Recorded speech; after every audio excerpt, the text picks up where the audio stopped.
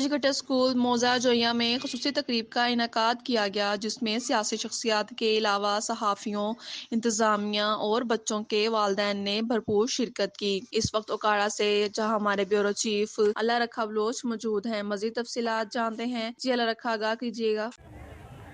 अस्सलाम वालेकुम।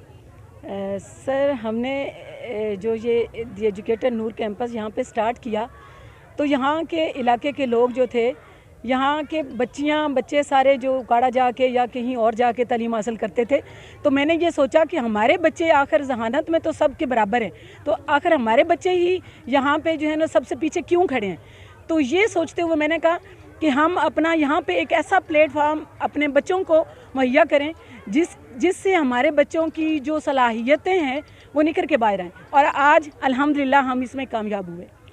जी नाजरीन, एक और टीचर हैं मेरे पास, नौजवान जी। सर, आपका क्या कहना है?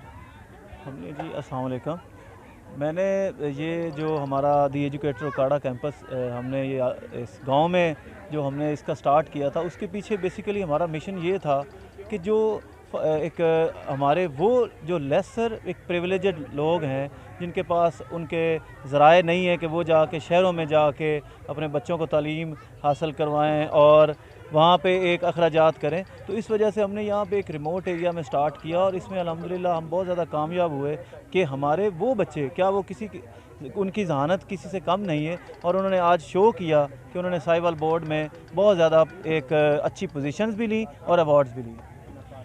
जी नाजरीन, कैमरामैन फौजी जाकर हुसैन, अल्लाह रखा बलोच, 2 न्यूज़ उकाड़ा।